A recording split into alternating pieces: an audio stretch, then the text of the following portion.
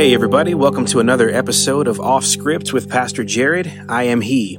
So we are here today to talk a little bit about some church strategy. I had a thought in my mind, really like not a vision, but just sort of a picture played out in my mind of how churches tend to operate. And I thought that it might be helpful for us to think about. I was looking at some sports analogies, and I came across this in my mind of thinking about the difference between pro and college and the way that the pros operate and what their success looks like and how they pursue success versus college. And just so you know, I when I think of college sports, I think of college football most, and then college basketball second. And then when I think of the pros, I think of the NFL and the NBA. So I think those are going to be the best examples that I'm drawing from in my mind. But just think with me for a second here, sort of about how these pro and college sports operate. Then I'll take it to the church metaphor.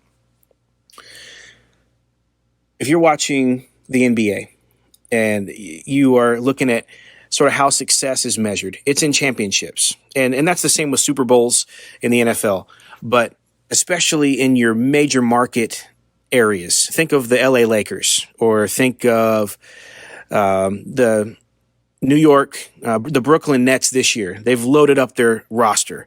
They've got Kevin Durant, and they've got Kyrie Irving for now, and they've got James Harden, and they got Blake Griffin, and they went through everything to get these players all on the same team because they want to win right now.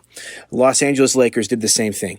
They cleaned house so they could get LeBron James, and then they made a championship run with he and Anthony Davis a couple years ago, and then now they're coming back. They cleaned most of the rest of their roster out, and they've got Russell Westbrook and Carmelo Anthony and Dwight Howard and all the big names and the aged guys and stuff. But basically what they do, and they're not the only team that does this, most of your major market teams, every single year they try to be relevant and they try to get to the top, and they try to win a championship, and being irrelevant for a few years is just not acceptable.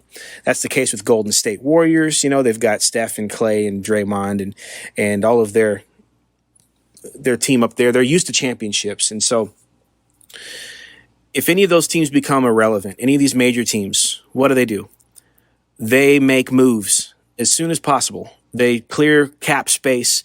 They pursue the star that is up for free agency. And, they don't take no for an answer. They go for it.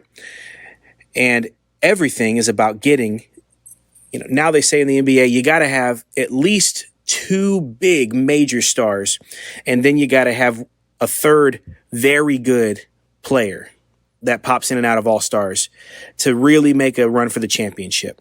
You got to have a big three. That's what they've been saying for years now. And so they do everything possible to make that happen. Compare that with college. Think about college football, college basketball. How long do the players stay in college sports? I mean, if you have a great player, they may stay 1 year. In the NBA, your greatest players surpass college. They don't even go, but that's beside the point. If you're looking at very good players, they may go 1, 2, 3 years and then leave early to go to the NFL or NBA. Sometimes you'll get a very good player that stays 4 years, but even your best players, 4 years. And if you redshirt them, maybe 5 years. So at the most, you're getting somebody 4 or 5 years, and then they're off. They're off to the next thing. And so college sports is not about stars. It's not about star power. It's about recruitment. It's about a program. It's about training up. It's about assembling a culture of winning and building a program that creates high quality people, not just one time, every year. The goal is to be relevant every year, the same in NBA, the same in college, but the approach has to be very different. In college, you can't just go out and clean house and trade players, and there's no cap space and there's no free agency. You have to develop talent. You have a person on your staff that you send out to high school football games, and who's watching tape from guys sometimes in late middle school. And you're watching guys come up from high school, and you're evaluating them and their scouting reports, and you're visiting them probably in their junior year, senior year. They know who you are. You've met with them. You've gone to their home. And then recruitment signing day comes. They make their decision. I'm going to the University of blank. And they're there and they go. And then now they're a freshman. You train them up, and it's a process of getting them into the starting job. And there's a strength coach, and there's a this and there's that. And it's everything. It's a whole process. Okay. Let's bring it around to the point. I think the healthy church model, the lesson that I want us to learn from this, is that really there's a lot more health and benefits if we pattern our churches off of more of what the college model does than what the professional model does. So the goal of a church should not be to make the big splash, the biggest hire, accumulate the biggest and brightest stars, and try to be, popular, relevant every year. And if not, we'll clean house and we'll do what we got to do. We'll change our model. We'll change our roster. We'll do what we have to do. We'll spend money, no expense. We'll do what we got to do to be relevant. And we're going to constantly change this and that. And the set design is going to change. The music style is going to change. The history is going to change. Whatever. We'll do whatever it takes. We'll wipe the slate clean, and we'll bring in the big gurus and the big names, and we'll be back next year better than ever. Constant innovation and change. I think that's a recipe for failure for a church. A church ought to think more like the college program, in that we've got to be recruiting and training leaders from the ground up. That's called discipleship. We have a word for that. It's called discipleship, where we take people who are at the very beginning of their faith walk, and we journey with them. We grow them up. And then we see those people take roles of service. And then we see those people disciple other people. And then that person disciples another person. And then it's a building process. People that were once sitting on the sidelines become Sunday school teachers and Bible study leaders, or they serve on this committee or that team, and they're getting excited and they're getting more involved, and they're recruiting, and people are telling other people about your church, word of mouth, and they're coming and they're hearing and they're joining. I think that's such a much better model. And then to think of just another huge difference is that college football, one of the best things about it is it's rooted in tradition. That's what we love about college football, is that it has some historical roots. It doesn't feel like it's new every year. College football versus the NFL is so different. You don't talk about tradition and pageantry and history in the NFL, but you do in college. I'll tell you what, I'm a University of Tennessee fan. Okay. I've said it out loud. I'll say it again. Some years it's rough. This year is okay. We're alive, but I get, if you try to take away the tradition for me of singing Rocky Top after a touchdown, or you tried to tell me that our mascot Smokey is dumb and we need a different dog, we don't need that blue tick coonhound. We need a different dog. Or, you said, we're not going to run through the T anymore on the entrance. We're going to do something. Or, orange is, it's really outdated. We're going to change over to like a green or so. I would be upset with you, because that's a tradition. That's a history that's valuable to me. And guess what? Churches have those too. Every church has its own tradition, but there is the tradition of the church as well. And there's value in connecting ourselves to our past as a church and showing where we came from and showing why we believe what we do and why these traditions that we have, what they're connected to. That's how you build a culture. That's how you build a deep, abiding culture. And that's how you connect generations to generations.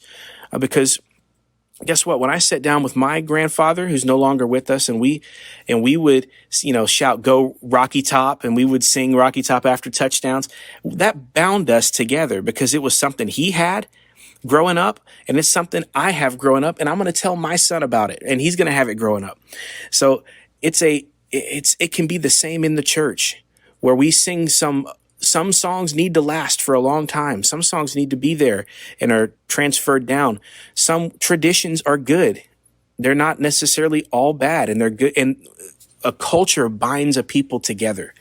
And so we need that in the church. Not every 2 or 3 years do we need to rehash our vision and our mission and say again who we are. Sometimes it's who we are because it's what the Bible says, and we just need to do that and build this program from the ground up.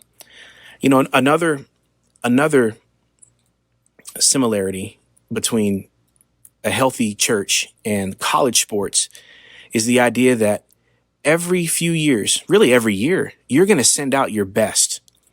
Because who's leaving to go to the NFL? It's not your worst. It's your best players that are leaving. And they're leaving early. They're not sticking around. If you've got a player that's great, chances are they're going to leave early and they're going to go to the NFL. Well, guess what in a church? Guess who your best people often are? The ones who are going to seminary, they're leaving. The ones going to the mission field, they're going overseas. They're joining another ministry down the road who's, working in a downtown ministry, a homeless ministry, a soup kitchen. They're catching a vision for something else outside, and they're responding to God's call, and they're going. Well, a healthy church does that. You send people out, your best people, and they go. And so, in your pro sports, you hold on to your superstars. You do everything you can to treat them like royalty and make them stay.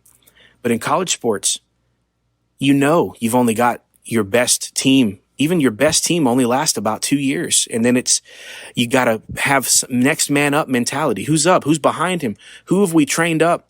Who's behind the sound person? Who's behind the slides person? Who's going to run camera if you're out?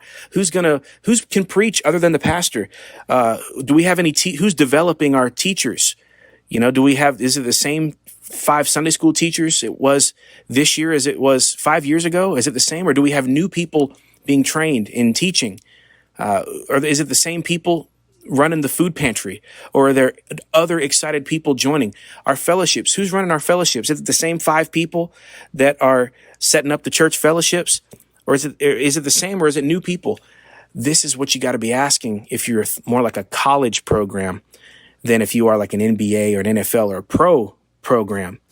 In the pros, it's okay. You hold on to your talent with dear life. You pay them well, and you do everything you can to stay like that, and you reinvent if you have to. In the college, it's about training, recruitment, and building a program, a culture that's going to reproduce itself.